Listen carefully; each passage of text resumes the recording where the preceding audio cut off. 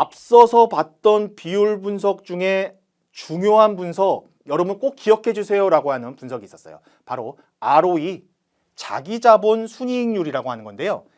공식을 다시 한번 보겠습니다. 당기 순이익을요, 자기 자본으로 나눈 게 ROE가 될 텐데, 아니 ROE라고 하는 게 그냥 당기 순이익과 자기 자본을 손익계산서에서 당기 순이익 가져오고요, 재무상태표에서 자기 자본 갖고 와갖고 나눈 거잖아요. 이게 뭐가 중요해요? 단순히 이렇게만 보면은 뭐 그러려니 하는데, 이것을 한번 쪼개 보겠습니다. 쪼개서 점점 세분화해서 분석해 볼 필요가 있겠다라고 하는 건데, 당기순이익과 자기자본을요 그대로 두고요, 중간에 다른 지표들을 갖고 왔어요. 당기순이익을 매출액으로 나누고요, 매출액을 다시 자산으로 나누고요, 자산을 자기자본으로 나누는 이런 분석을 해볼 수가 있겠습니다. 이거를 흔히 듀폰 분석이라고 교과서에서들 많이 얘기를 하는데, 보세요. 당기순이익을 단순히 자기자본으로 나누는 것보다 손익계산서에 있는 당기순이익과 매출액을 비교해보고, 매출액과 총자산, 손익계산서와 재무상태표를 같이 갖고 와서 분석을 해보고요, 총자산과 자기자본, 이번에는 재무상태표만 갖고 와서 분석을 해봅니다. 매출액과 매출액, 총자산과 총자산을 나눠버리면은 다시 자기자본과 당기순이익만 남기 때문에 ROE 분석으로 돌아가죠.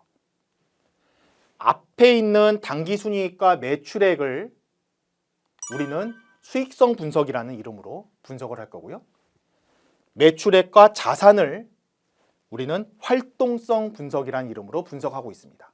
또한 자산과 자기자본을요 레버리지 분석이라는 이름으로 분석을 하고 있는데, 레버리지 분석이라고 하는 것은 레버리지가 지렛대 역할을 한다는 거잖아요. 부채를 활용해서 얼마만큼의 이익을 극대화시키는 전략을 취하느냐라고 하는 것들을 레버리지라고 하고, 이것을 레버리지 분석으로 활용해 볼 수 있는데, 아니 여기에 부채라는 게 없는데 무슨 레버리지고 지렛대고 부채가 나옵니까? 라고 하지만 나중에 보시면 이 총자산이 재무상태표 등식에 따라서 자산은 부채 더하기 자본으로 다시 한번 구분이 될 거고요, 여기에 자산과 자산을 자본과 부채로 나누게 되면 이때 부채가 나옵니다. 그래서 레버리지 분석이라는 것을 통해서 또 어떤 의미를 갖고 있는지 점점 알아보도록 하겠습니다.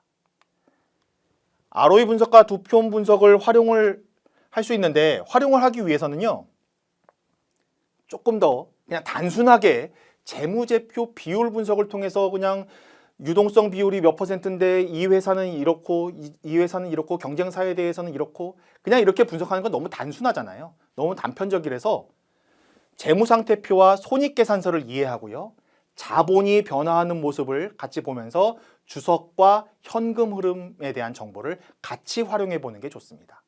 또한 당기순이익의 정확한 분석을 위해서는요, 판매비와 관리비 뿐만 아니라 손익계산서에 포함된 원가 정보를 우리가 함께 이용할 필요가 있는데, 이 원가 정보는 사실 손익계산서에는 공개가 되지 않습니다.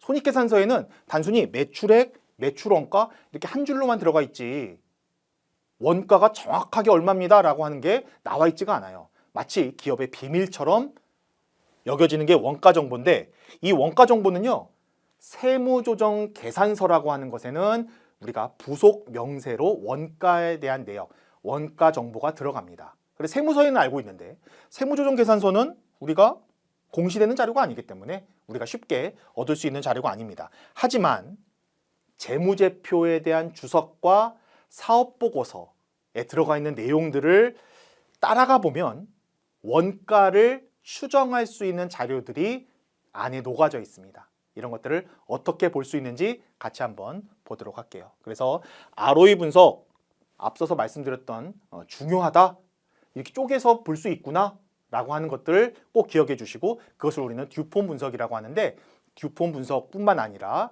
이런 여러 가지 재무 비율, 재무상태표, 손익계산서, 자본, 주석, 현금 흐름, 이런 내용들 같이 한번 보면서 각각의 재무제표가 갖고 있는 숫자의 의미, 그리고 회계 정책이 재무 비율 분석에 미칠 수 있는 영향, 또한 추가적인 정보들을 어떻게 얻을 수 있는지, 어떠한 회계적 사건이 일어났을 때 이 정보를 어떻게 받아들이고 해석하고 궁극적으로는 기업 가치를 평가하거나 미래의 성장성이나 발전 가능성을 예측해서 수익을 창출할 수 있을지, 투자 수익을 창출할 수 있을지 이런 것들을 같이 얘기를 나눠보겠다라는 얘기를 드리는 겁니다.